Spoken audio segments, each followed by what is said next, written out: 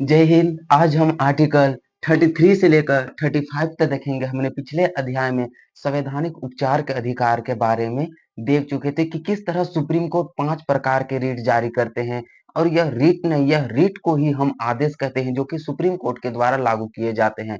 तो आज हम हमारे मौलिक अधिकार के यह 3 आर्टिकल अंतिम आर्टिकल हैं। उसके बाद हम राजनीतिक निर्देशक तत्व के बारे में, एसपी डेसपी के बारे में जानेंगे, जिसे हम राजस्व नीति निर्देशक तत्वों के आधार पर जानते हैं।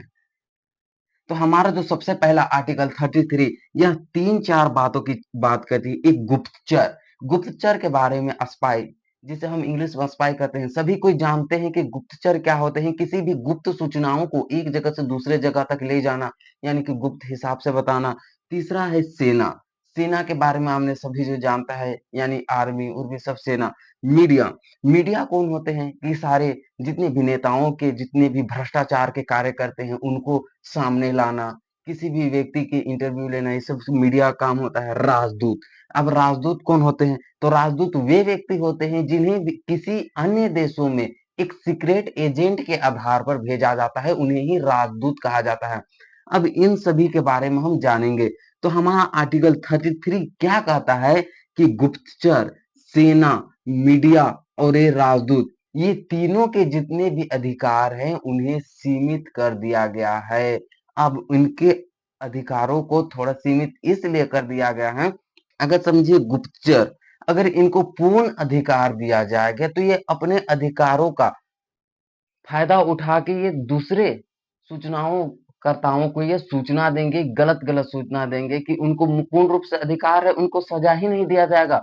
तो हमारे पास जितने भी सूचना होंगे उससे वह किसी और व्यक्ति को दे दिए जाएँगे।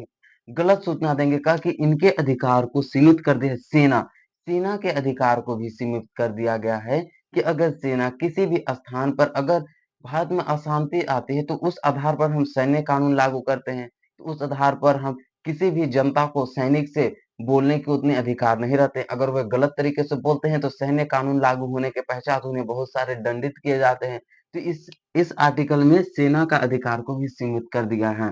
अब मीडिया, अब मीडिया के भी अधिकार को सीमित कर दिया है कि अगर कोई मीडिया होते हैं तो वे सारे चीज को एक डिटेल से बता देते हैं कि क्या गलत कार्य किए हैं, क्या गलत कार्य नहीं किए हैं।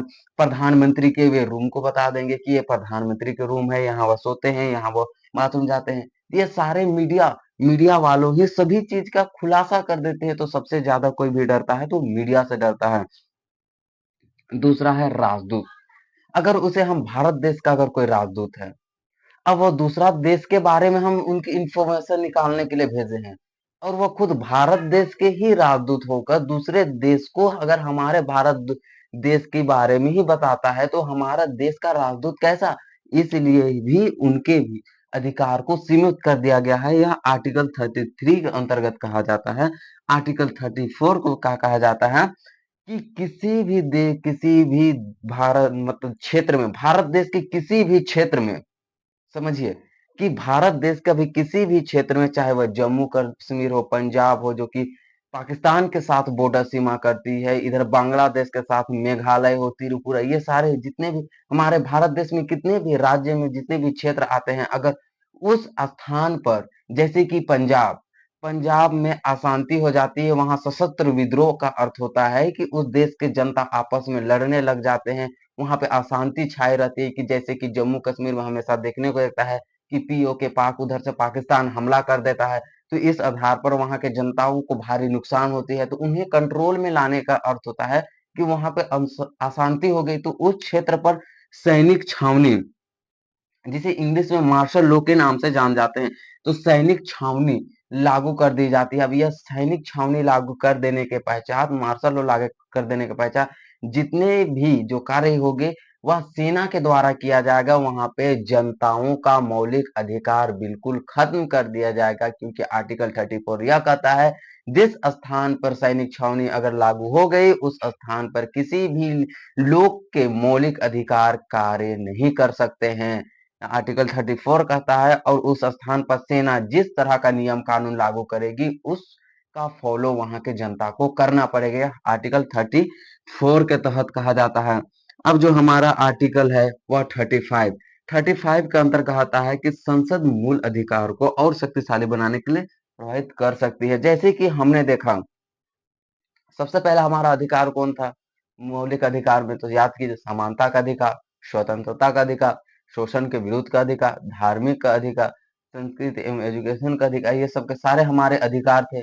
अब इन अधिकार के बारे में संसद है वह कानून बना सकती है। उसे और शक्तिशाली बनाने के लिए संसद है कानून बना सकती है। यह आर्टिकल 35 उसे पूर्ण रूप से हमारे संसद को यह अधिकार देता है कि अगर आपको जनता के लिए उनके मौलिक अधिकार को और बहुत बड़ा एरिया में और बहुत अच्छे बनाने हैं, तो आपको 35 के आधार पर आप जनताओं के मौलिक अधिकार के संबंध में कानून बना सकते हैं। लेकिन याद कीजिए आर्टिकल 13, आर्टिकल 13 याद कीजिए कि इसमें क्या कहा गया है।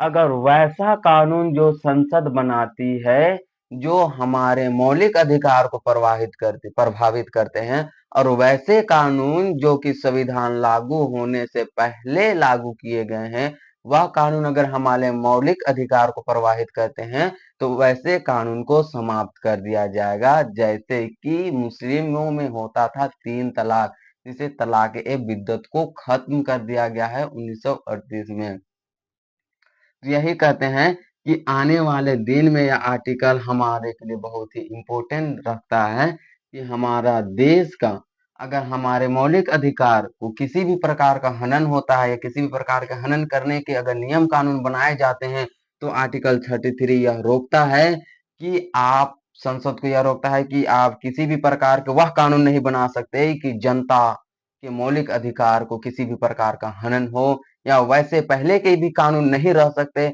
जो कि जनता के मौलिक अधिकार का हनन करता हो।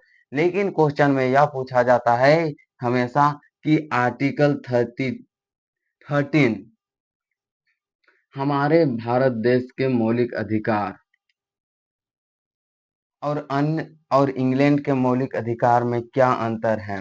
तो हमारे भारत देश के मौलिक अधिकार में आर्टिकल 13 यह कहता है कि अगर कोई कानून हमारे प्रवाहित करते हैं तो उसे समाप्त कर दिया जाएगा।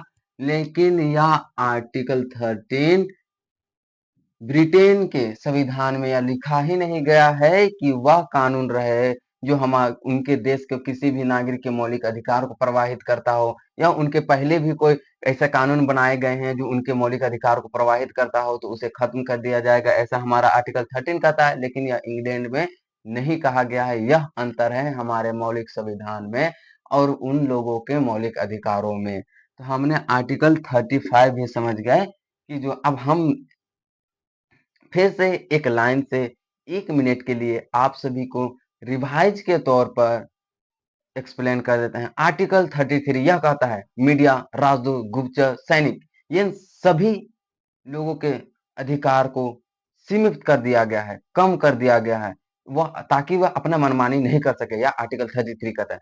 34 क्या कहता है कि अगर 34 के अंतर्गत कहता है कि अगर अशांतिपूर्ण सैन्य छावनी, यानी किसी भी क्षेत्र में अगर अशांति होता हो तो उस पर सैन्य छावनियां लागू किए जाएंगे। सैन्य छावनी लागू करेंगे यानी वहां पे सेना का कानून चलेगा, किसी के लोगों का कानून नहीं चलेगा। वहां पे जनता के मौलिक अधिकार भी कुछ काम नहीं करेंगे। आर्टिकल 35 यह कहते हैं कि संसद हमारे मौलिक अधिकार को और शक्तिशाली बनाने के लिए उसमें बदलाव कर सकते हैं और उस मौलिक अधिकार को और शक्तिशाली बना सकते हैं, बशर्ते वह हमारे मौलिक अधिकार को किसी भी प्रकार के हनन के बारे में ना बात करता हो। कौन? वह जो कानून जो संसद के द्वारा हमारे मौलिक अधिकार के बारे में बनाए जाएंगे। तो इनका आप एक स्क्रीनशॉट ले सकते हैं। तो अब इसके स्क्रीनशॉट ले चुके होंगे। जो हमारा जो अगला जो टॉपिक होगा वह राज्य नीति निर्देशक तत्वों के बारे में जानेंगे। आर्टिकल 36 से लेकर 51 तक राज्य नीति निर्देशक तत्व के बारे में बात करता है, जो कि सरकार को यह अधिकार दिया जाता है कि जिस तरह से हमारे मौलिक अधिकार को बनाया गया कि अगर किसी तरह से हमें किसी भी प्रकार का अगर हमारे मौलिक अधिकार को हनन होता है तो उसके लिए एक मौलिक अधिकार लागू किया गया। लेकिन ऐसा कोई ऐसा कानून हो ऐसा कोई चीज़ हो कि सरकार को जनता को देना हो, तो उसके लिए एक आर्टिकल 36 से 51 तक भाग 4 का निर्माण किया गया कि इसमें अगर जनता को कोई प्रॉब्लम हो तो उससे सरकार दे भी सकती है और नहीं भी दे सकती है। इस उद्देश्य से भाग 4 का निर्माण किया गया और आर्टिकल यह 36 से लेकर 51 तक देखने को मिलते हैं। तो धन्यवाद। अगले क्लास में हम भाग 4 के बारे में समझेंगे।